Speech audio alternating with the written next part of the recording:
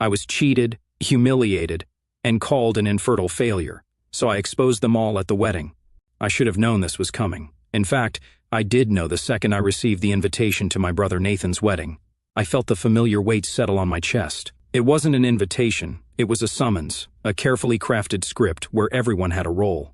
Nathan was the golden child, and I was the family disgrace. But I came anyway, not out of hope, not because I longed to be accepted, not even because I wanted to support my brother. I came because I had a plan. But before we get to that, let me tell you how I got here. I walk into the Grand Belmont Ballroom, one of the most luxurious event spaces in the city.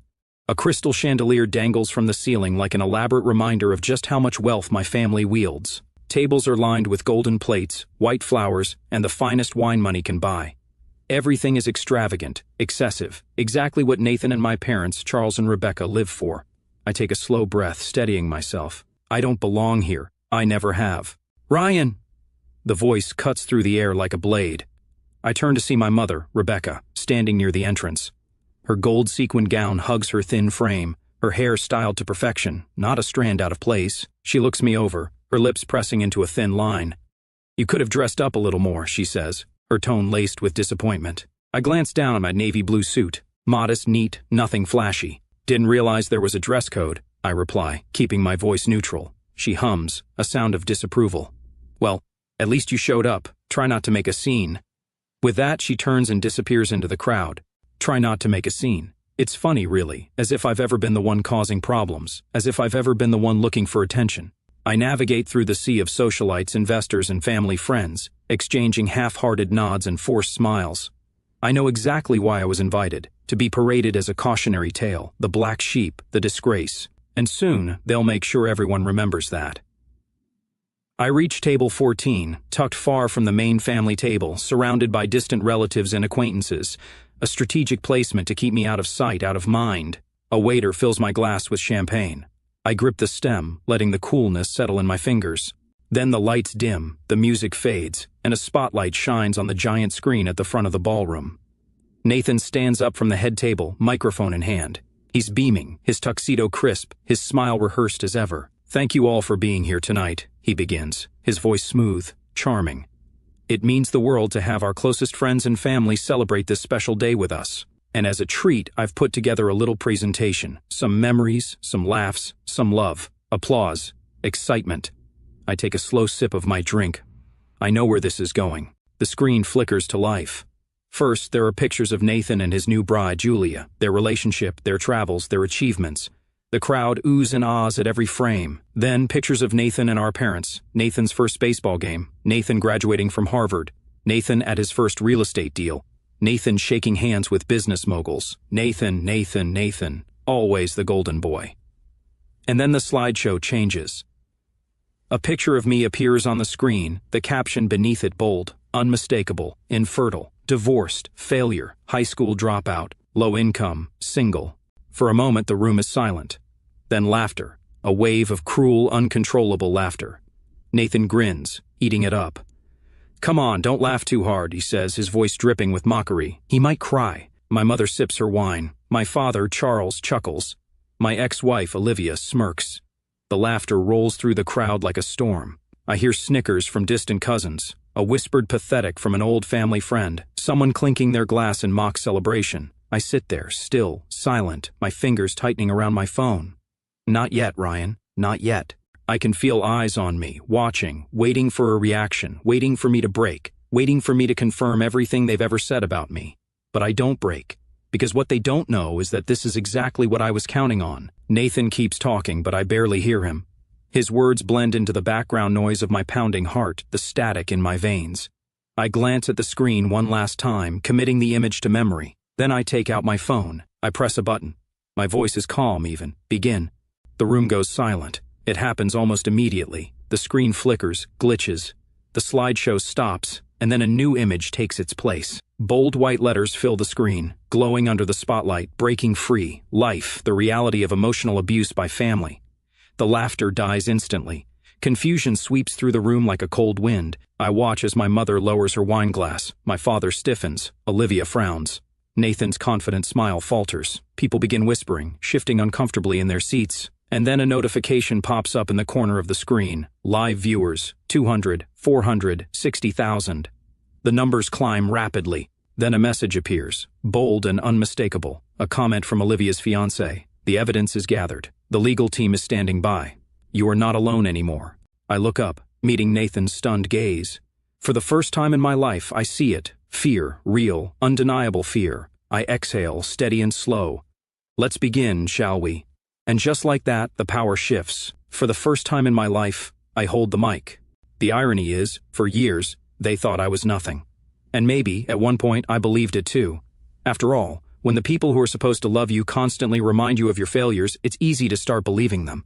It's easy to accept that maybe you are the worthless, weak, good-for-nothing disappointment they say you are. For a long time, I let their words define me. I let Nathan's success overshadow me. I let my father's disapproval shape me. I let my mother's cold indifference break me. And worst of all, I let Olivia betray me, take everything, and still convince me it was somehow my fault. But not anymore. Because what they don't know, what they never even bothered to ask about, is that I stopped being the failure they painted me as a long time ago. And tonight, they're about to learn exactly who I've become. To my family, I am a low-income, divorced office clerk, barely scraping by in a dead-end job. That's the version of me they chose to believe. But in reality, I run Breaking Free, a global online community dedicated to emotional abuse survivors. What started as a simple, anonymous blog 3 years ago has grown into a YouTube channel with millions of followers, a non-profit organization with real-world impact, and an entire movement helping people escape toxic environments just like the one I grew up in. And they have no idea. My father, Charles Carter, built his real estate empire from the ground up. My mother, Rebecca Carter, cemented herself in high society as a woman of grace and influence. My brother, Nathan Carter, followed in their footsteps. Harvard-educated, wealthy, engaged to a woman from another powerful family. They are the perfect Carter family, and I am the stain. They never once asked about my life. They never once wondered what I was doing with my time. They never once checked to see if I had something of value to offer the world. And because they never cared to know, they never saw what I was building. They never saw the thousands of survivors who found strength through my videos. They never saw the letters I received from people who left abusive households because of my guidance. They never saw the conference stages I stood on, speaking about emotional resilience. They never saw the best-selling book I published under a pseudonym, the one that became a lifeline for so many who had been told, just like me, that they were nothing. They never saw me. And tonight, for the first time, they're about to see me in a way they never have before. The plan I've been waiting to unleash? I didn't just walk into this wedding reception unprepared. I spent 2 years gathering evidence, recordings, emails, financial statements, all of it. I worked with lawyers, therapists, and experts in emotional abuse to build a solid case. I connected with people from my online community, many of whom knew this exact kind of pain, many of whom were watching me live right now. I didn't just come here to take a stand, I came here to win. And as I glance down at my phone screen, watching the viewer count skyrocket, I feel something I haven't felt in years: power. Not the kind that comes from money, status, or manipulation, the kind my family worships, but the kind that comes from knowing your truth, from standing in your own strength, from no longer being afraid. The first signs of panic shift the energy. It's palpable. People are staring at the giant screen behind Nathan, trying to understand what's happening. I see my father's jaw tighten, his fingers gripping his glass of scotch. I see my mother's posture stiffen, her eyes darting toward my phone as if she already knows this is my doing. I see Nathan's grin fade, confusion flickering across his face before something else takes its place: unease. And then the first message pops up on the screen: live viewers 850, 1 million, 1.2 million. Gasps ripple through the room. I hear whispers, "What the hell is this? Why is this broadcasting live?" But I'm not looking at them. I'm looking at Olivia. She's staring at the screen now, her expression unreadable. And then she sees it, the notification, a comment highlighted in bold from her fiancé. The evidence is gathered. The legal team is standing by. You are not alone anymore. Her face drains of color so fast I think she might faint. I tilt my head slightly, watching her reaction. She turns toward me, lips slightly parted. "Ryan, what did you do?" I don't respond. I simply raise my glass in a slow, deliberate toast. And then, for the first time all night, I smile. The truth will be heard. The murmurs grow louder. People are pulling out their phones, watching the live stream unfold in real time. The screen flickers and a new message appears: "Welcome to Breaking Free, Life, the reality of emotional abuse by family." Nathan, still clutching the microphone, finally speaks. What the hell is going on? His voice isn't as confident anymore. I lean forward slightly, tapping my fingers against my champagne glass. Yes, I thought you liked presentations, Nathan, I say casually. And you worked so hard to humiliate me with yours. I figured it was only fair I show the audience a different side of our family. His face hardens. This isn't funny, Ryan. I arch an eyebrow. Oh, I agree. It's not funny at all. I glance at the screen. Then, with a single tap on my phone, I start the first recording, the beginning of the end. He's just weak. He never had what it takes to be a Carter. We should have cut him off years ago. The voice booms through the venue speakers, Charles Carter's voice, my father. The room goes deathly silent. I take my time, watching their reactions. Rebecca's hand tightens around her wine glass. Nathan's fingers curl around the microphone, his knuckles turning white. Olivia flinches. My father, oh my father, finally looks worried. The silence stretches. Then I press play on the next recording. Ryan is a disappointment. He's infertile. He's weak. He's a failure. I don't even know why we still invite him to family events. Nathan's voice. I turn to him, watching the sweat bead on his forehead. You were saying? I ask. Nathan takes a step toward me, his voice low, dangerous. Turn it off. Now. I tilt my head. Why? Are you ashamed? You weren't ashamed when you said it. He lunges for me, but I don't move. Because I don't have to. Not when I have 1.5 million people watching. Not when I hold all the power now. And as I look around the room at the cracks forming in their perfect world, I know one thing for certain: they will never silence me again. I always wondered what it would feel like to hold the power in this family, to sit in a room full of people who spent their lives belittling me, ignoring me, and dismissing me, and watch their world shatter in real time. Now I know. And let me tell you, it feels incredible. The room falls apart the second my father's voice blares through the speakers. The energy in the ballroom shifts. I watch it unfold like a slow-motion car crash. Nathan's expression darkens, his confident smirk replaced by something else, something dangerously close to fear. My mother, Rebecca, stiffens, her hand frozen midair as she sets down her wine glass. Olivia is gripping the tablecloth so tightly her knuckles have turned white. And my father, the great Charles Carter, the man who always controls the room, looks like he's about to be sick.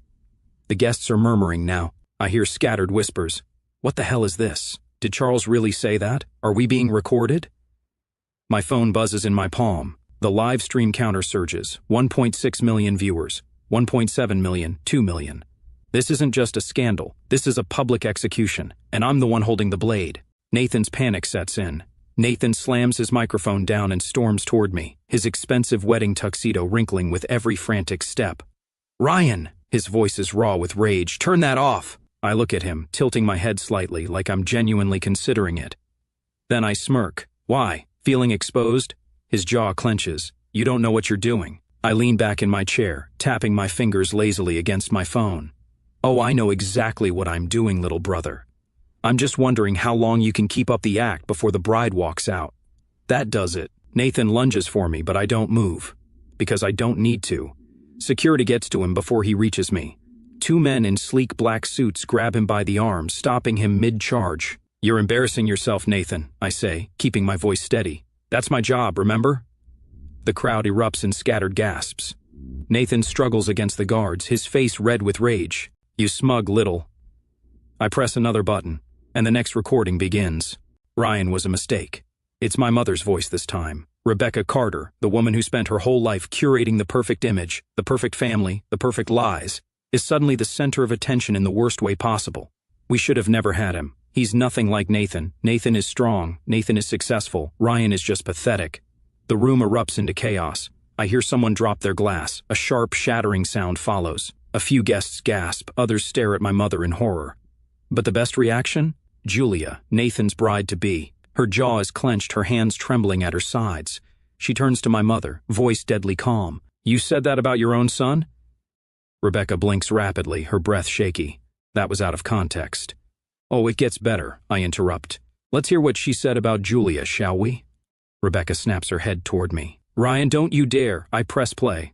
I don't care about that girl. She's just a pretty little pawn for Nathan to marry, a social climb. The silence is deafening. Julia stares at the screen, then at Nathan, then at Rebecca. Her hands are shaking. You used me, she whispers. Nathan shakes his head, reaching for her. Baby, no, she's twisting it. Julia slaps his hand away. The crowd erupts again. Are you serious right now? she hisses. Your entire family treats people like disposable pawns, and you expect me to just go along with it? Nathan is visibly sweating. It's not like that. It is exactly like that, I cut in. Welcome to the Carter family, Julia. If you think they actually care about you, you're more naive than I thought. She takes a step back from him. You're a fraud, Nathan, she breathes. And your family is disgusting. She rips off her engagement ring and throws it at his chest. I'm done. The ring clatters onto the floor. Nathan stands frozen, stunned, and the wedding is over. I barely have time to enjoy the moment before my father finally snaps. Enough, Charles roars, slamming his hands onto the table. The entire ballroom flinches. He glares at me, his face red, his eyes burning with pure hatred. You think this makes you powerful? He seethes. You think ruining your family's reputation makes you a man? I look him dead in the eye. No, I say, voice steady. I think surviving you made me a man. The guests are no longer whispering, they are watching, waiting. I stand up from my chair, then I press one final button, the final blow.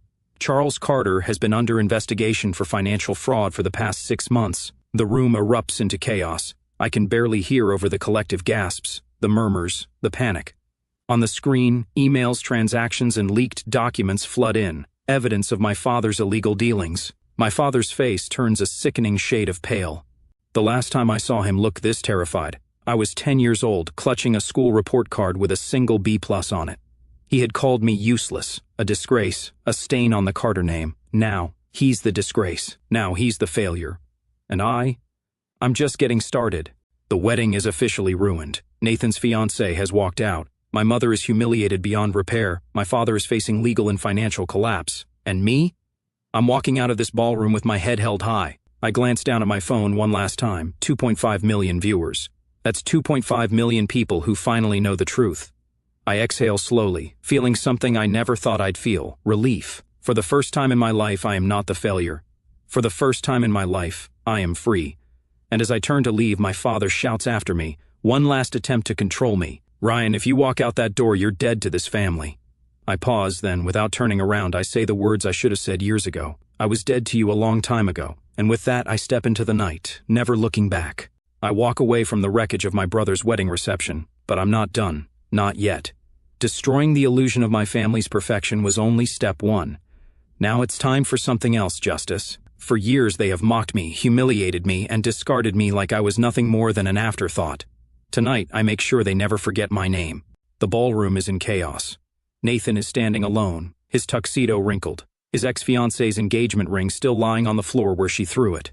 My father, Charles, is red-faced and seething, barely keeping himself together as his business associates begin to step away from him. My mother, Rebecca, has her hand over her mouth, eyes darting around the room, looking for an escape. I could walk away now. I could let the damage settle, let them spend the next weeks trying to piece their shattered reputations back together. But that wouldn't be enough, because there's one last lie that still needs to be unraveled, and I know exactly how to do it. I turn around, stepping back into the ballroom. The murmurs die instantly as I reappear. Nathan sees me first. His face twists with hatred, but there's something else in his eyes now, fear. Good. I walk back toward my seat, pick up my champagne glass, and take a slow sip before I speak. Now that we've taken a little intermission, I say, voice steady, let's get to the main event. Nobody moves. I press a button on my phone, and the next recording begins. I never loved Ryan. He was just convenient. The room goes completely silent. I don't even need to look to know that Olivia, my ex-wife, has just gone pale. The recording continues. I mean, come on, he's infertile. He's weak. I needed a man who could actually give me a future, someone like Nathan. Gasps ripple through the guests. I turn to my brother and smile. You know, I say, swirling the champagne in my glass, I always wondered why Olivia seemed so comfortable at our family gatherings. Nathan stiffens, his eyes darting to Olivia. My mother inhales sharply. My father's expression hardens, but he doesn't say a word, because he knows. The betrayal wasn't just my wife, it was all of them.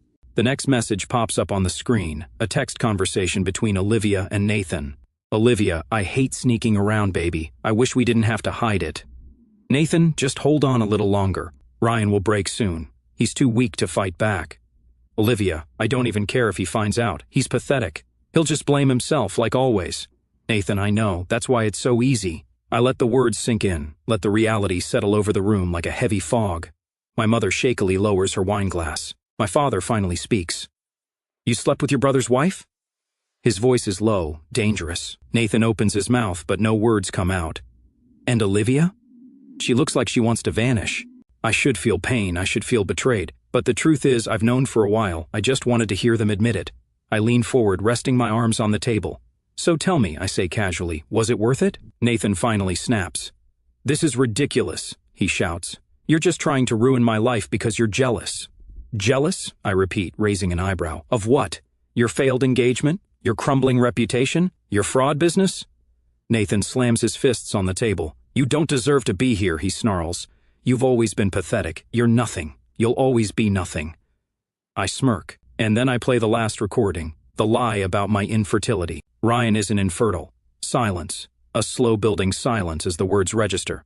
The doctor said he was fine, but we had to make sure people saw Nathan as the stronger one.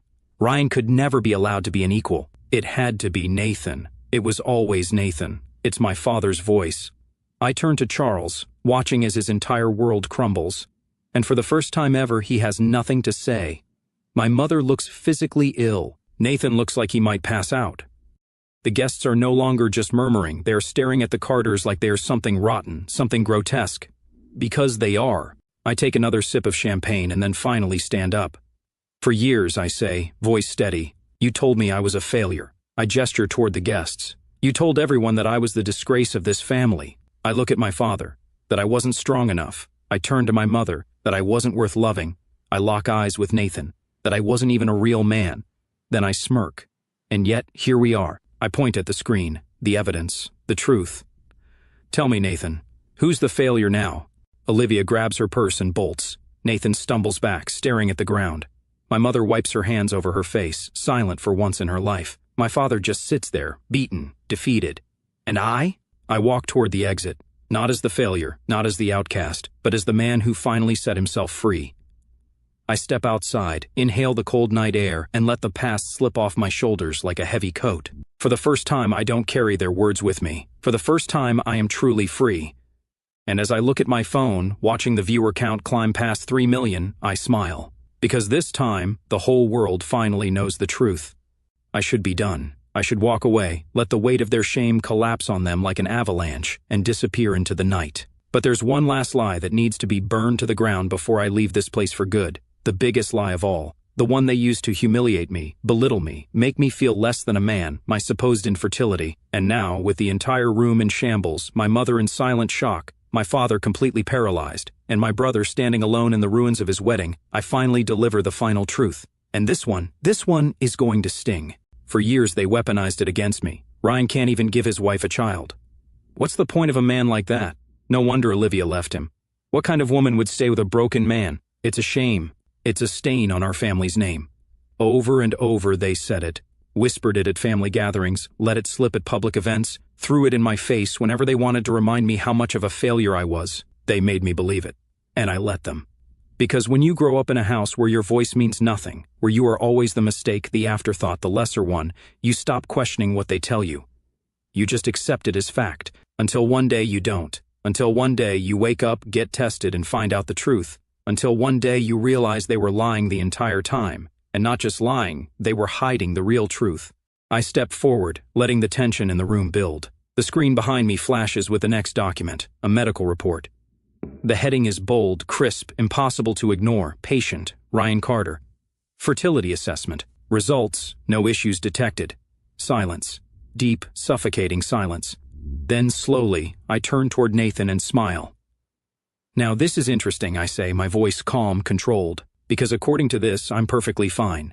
Nathan's expression barely changes, but his eyes flicker with something raw, fear, guilt, because he knows what's coming next, and so do I.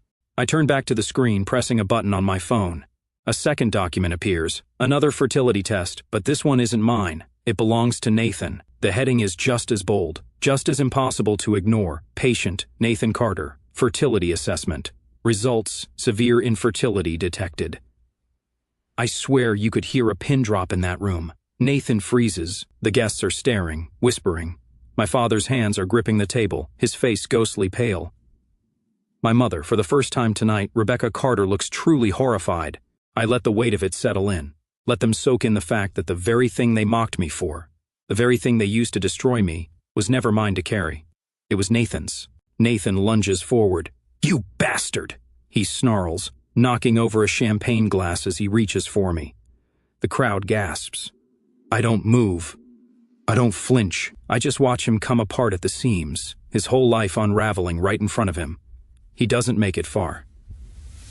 Security grabs him again, holding him back as he thrashes like a rabid dog. "Ryan!" His voice is desperate. "You don't understand. This is private." "Private?" I raise an eyebrow. "You mean like how my infertility was private before you and Mom turned it into a dinner table joke? You don't get it." Nathan's eyes are wide, wild with panic. I had no choice. He cuts himself off, chest heaving. And that's when it hits me. Nathan didn't just know. He was forced to live the lie. I glance at my father, who won't even look at me, then at my mother, whose lips are pressed into a thin, bloodless line. And suddenly, it all makes sense. The burden of being the golden son. They built Nathan up to be the perfect Carter son, the heir, the successful one, the one who would carry on the legacy. And infertility? That was not part of the plan. So what did they do? They switched it. They let me be the failure so Nathan wouldn't have to be. They threw me under the bus, dragged my name through the mud, ruined my reputation, just so Nathan could stay on his pedestal. I exhale slowly, shaking my head. "Wow," I say, my voice thick with mock admiration. "You really are pathetic." Nathan yanks against the guards again. "Shut up, Ryan." "You let them use me," I say, letting my words slice through him. "You let them humiliate me, ruin my marriage, make me feel like I was less than a man. And for what? So you could keep pretending?" Nathan's face twists in rage. "You don't know what it was like." I laugh, a short, bitter sound.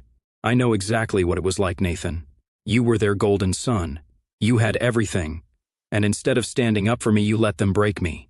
He stills, chest heaving. "You let them break me," I repeat. "And now, look at you. You're standing here in the ruins of your wedding, your business crumbling, your fiancé gone, and the world watching as the truth comes out."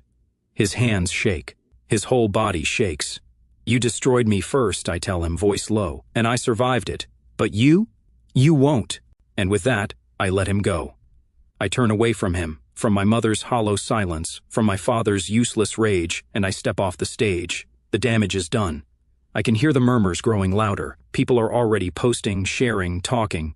I look at my phone, live viewers 4 million. A notification pops up, and breaking news, scandal erupts at Carter wedding, family secrets exposed in viral live broadcast. I smirk. Good. Let the world see, let them all see. Because for years I was forced to believe I was the weak one, the worthless one, the failure.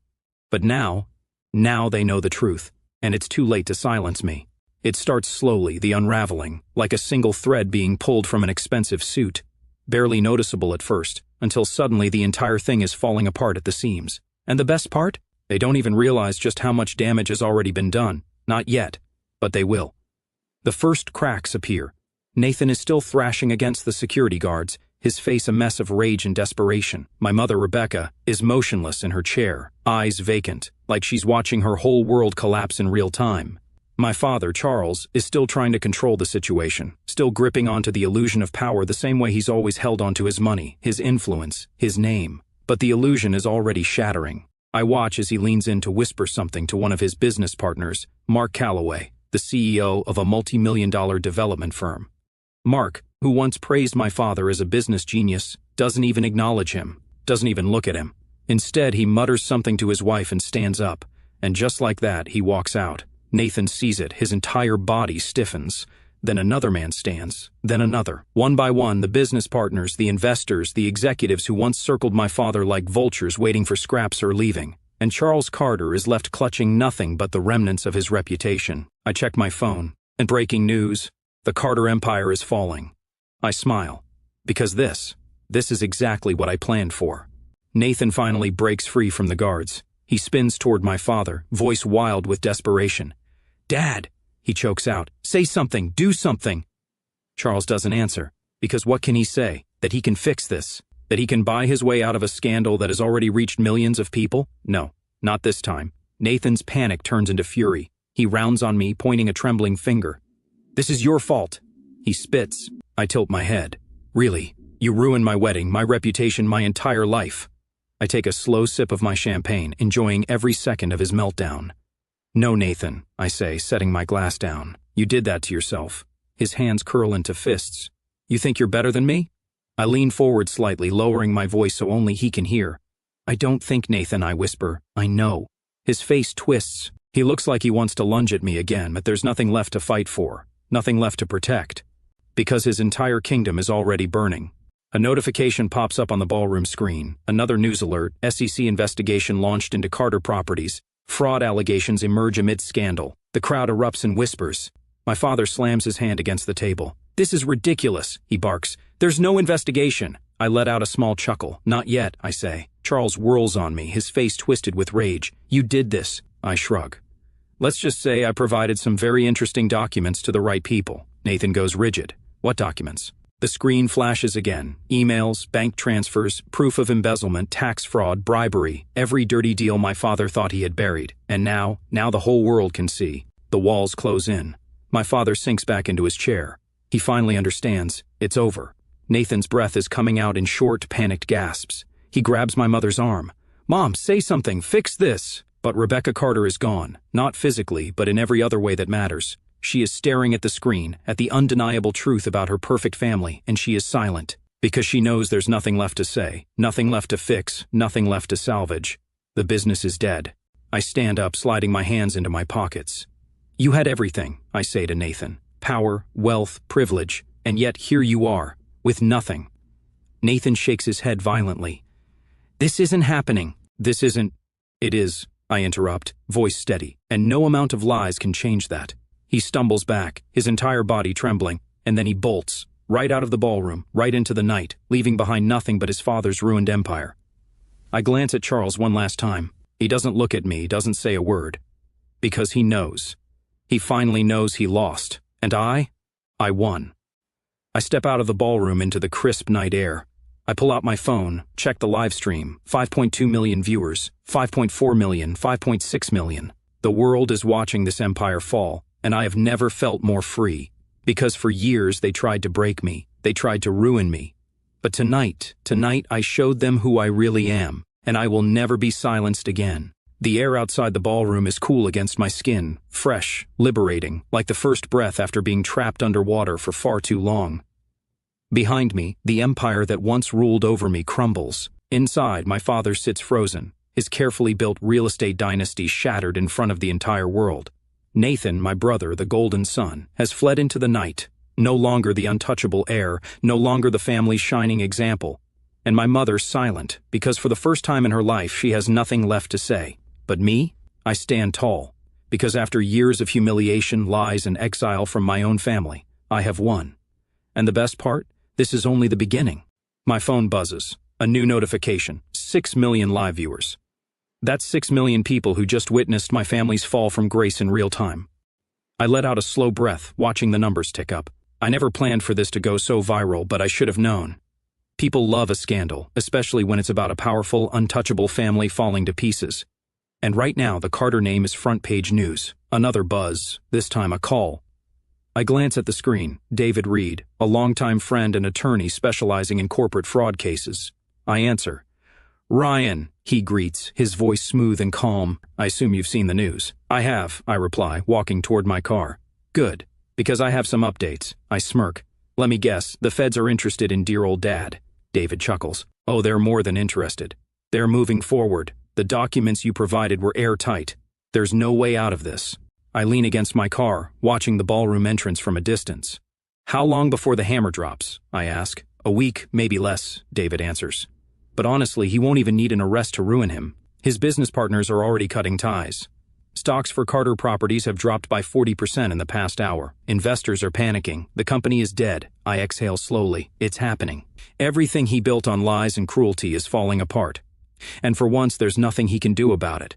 I scroll through the news headlines. The Carter family scandal, infidelity, fraud, and a fall from grace. Ryan Carter exposes his family in shocking live broadcast. Millions watch. SEC investigation into Carter Properties begins. What comes next? I smile to myself. The Carter name used to be a symbol of success, of power. Now it's synonymous with corruption, deception, and downfall. I glance back at the entrance. Reporters are gathering, their cameras flashing as guests flee the ballroom like rats escaping a sinking ship. I can already imagine the headlines tomorrow. The wedding that destroyed a dynasty. Beautiful. Just as I'm about to get into my car, I hear footsteps. Fast, frantic footsteps. I turn, and there he is, Nathan. His tuxedo is disheveled, his hair a mess, his entire body trembling with rage and desperation. "You think this is funny?" He spits, his voice raw. I raise an eyebrow. "Funny? No. Satisfying? Absolutely. You ruined my life," he snarls. I lean against the car, crossing my arms. "Nathan, your life was already a disaster. I just turned on the lights so everyone could see it." His breathing is ragged, his hands shaking at his sides. "You don't get it," he whispers. "You don't know what you've done." I tilt my head. "Oh, I think I do," I say. "For the first time you get to see what it's like to be me, to be the one discarded, the one humiliated, the one they never actually cared about." Nathan swallows hard, his Adam's apple bobbing. "You should have let it go," he mutters. I push off the car, stepping toward him. "Let it go," I repeat. "You spent years tearing me down. You let Mom and Dad use me as your scapegoat while you stood there and enjoyed the praise. You let Olivia cheat on me with you and laughed behind my back. Did you really think I'd let that slide? Did you really think I'd just take it forever?" He shakes his head, looking at the ground. And for the first time, Nathan Carter looks truly broken. Not the cocky golden son, not the arrogant, untouchable heir, just a man with nothing left. I should feel bad, but I don't, because he did this to himself. "Goodbye, Nathan," I say, stepping back. And then I get into my car, leaving him standing in the ruins of his own making. A week later, I sit in a high-rise office in downtown Manhattan. The view is breathtaking. Skyscrapers stretch across the skyline, the city humming beneath me. But my focus is on the TV screen in the corner. Breaking news: former real estate tycoon Charles Carter under federal investigation for fraud. I sip my coffee, watching as my father is escorted out of his office in handcuffs. The once untouchable king of real estate, now a disgraced criminal. Nathan? No one has seen him since that night. Rumors say he left the city, disappeared to avoid the shame. And my mother? She's keeping a low profile, hiding from the public eye. As for me, I turn my gaze to the desk in front of me. A new contract sits there, a deal with one of the biggest publishing houses in the country. My second book, an in-depth memoir about my journey, my family, and how I rose from the ashes of their abuse, is already a guaranteed bestseller. I pick up my pen, signing my name at the bottom of the contract. And just like that, I close the chapter on my past and step into my future. A year later, the Barnes & Noble in downtown Manhattan is packed. Hundreds of people stand in line, holding copies of my new book, In the Truth We Bury. At the signing table, I greet each reader, signing their books, shaking their hands. Many of them share their own stories of surviving emotional abuse, of finding strength in my journey. And for the first time in my life, I know I have purpose. I am not the failure my family tried to make me believe I was. I am stronger than them, better than them. And as I sign the last book, I write the same words I always do. Your voice has power. Don't be silent anymore. And this time, I finally believe it. It's been a year since I destroyed the Carter Empire. A year since I stood in that ballroom and watched everything they built collapse under the weight of their own deception. A year since I turned my pain into power, my humiliation into vindication. A year since I won. And yet, standing here now in front of a packed bookstore in Manhattan, I realize something. This isn't just about winning. It never was. It's about something bigger, something greater than revenge, something greater than me. It's about every single person who has ever been told they are nothing. And tonight, my final message isn't just for my family, it's for all of them. The book signing event at Barnes & Noble is overflowing. People stand shoulder to shoulder, holding copies of my book, And the Truth We Bury, waiting for their turn to meet me. The energy in the room is electric, excited, empowered. Because this isn't just a book signing, it's a movement. I sit at a table near the front of the store, a massive banner with my face hanging behind me. I never imagined I'd be here, that people would actually care about my story, that I would become someone worth listening to. And yet, here I am, signing books, taking pictures, hearing their stories, because, as it turns out, my story isn't just mine. It belongs to every person who has ever been dismissed, ridiculed, and broken by the people who were supposed to love them. And now, we are all breaking free together. I flip open another book, pen hovering over the first page. "What's your name?" I ask. The woman in front of me shifts nervously, her hands gripping the hardcover like it's a lifeline. "Amanda," she says softly. I smile. "Nice to meet you, Amanda." Her eyes shine with unshed tears. "I just wanted to say, your book changed my life," she whispers. "I left an abusive home because of your story. I finally had the courage to walk away. A lump forms in my throat. This is why I did it. Not for revenge, not for fame, but for this. For people like Amanda, for the ones who needed a voice when they had none."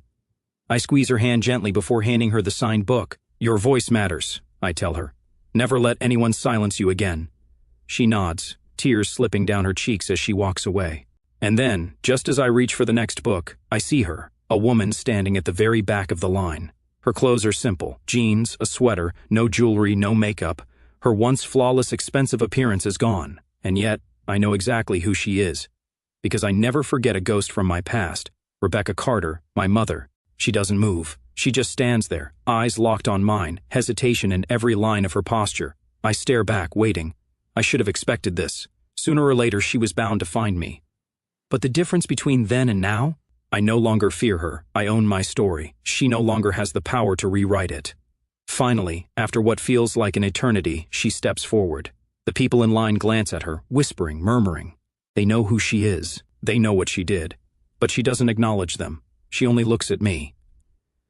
Ryan, She says, voice barely above a whisper. I don't respond right away. Because honestly, I don't know what she wants. An apology, forgiveness, or just one last chance to manipulate me. She clears her throat. I read your book, she continues, every word of it. I raise an eyebrow. That must have been difficult for you. She flinches. Good. Because reading about the pain she caused is nowhere near as difficult as living it. She shifts uncomfortably. I wanted to come sooner, but I wasn't sure if you'd even speak to me. I lean back in my chair, crossing my arms. Well, here I am, I say. Speak. The bookstore is dead silent. All eyes are on us. She hesitates again before exhaling sharply. I was wrong, she says finally. The words are shaky, foreign, like she's never actually had to say them before, but I don't let her off that easily. Wrong about what? I press. She swallows. About you, about everything. I let your father dictate how I treated you. I let Nathan become the priority. I told myself it was just the way things had to be. I tilt my head. The way things had to be? I repeat. You mean choosing to humiliate me at every opportunity, turning your back when I needed you, laughing at my pain? She closes her eyes briefly. I was weak, she whispers. And I was a coward. For the first time in my life, I see something I never thought I would. Guilt. Real, raw guilt. And yet I don't know if it's enough. I don't know if it ever could be. She looks at me again. I know I don't deserve your forgiveness, she says quietly. But I wanted to tell you that I'm trying. I nod. Trying? She nods again. I left your father, she admits. I started therapy. I moved to a small town outside the city. No more high society, no more pretending. Just me. I study her carefully. This isn't the same Rebecca Carter who sat at that wedding a year ago, sipping wine while I was humiliated. This is a woman who has lost everything. And yet, the question remains, is it enough? I take a deep breath. I don't know if I can forgive you, I admit. She nods as if she already expected that. But I continue. I hope for your sake you keep trying to be better. A flicker of something crosses her face. Hope. She nods again. I will. And with that, she turns and leaves. No grand reconciliation, no perfect ending, just two people acknowledging the damage and choosing to walk separate paths. And that's enough for me. As the night comes to a close, I sign the last book and stand, stretching. It's been a long journey, a painful one, but I made it. I broke free. And now, as I look out at the people who have found strength in my story, I realize something. This was never just about me. It was about every single person who has ever felt small, unworthy, unseen. And now, we see each other. I take one last deep breath, lift my pen, and sign the final book of the night. The same words I always write, the words I live by now. Your voice has power. Don't be silent anymore. Because I never will be again.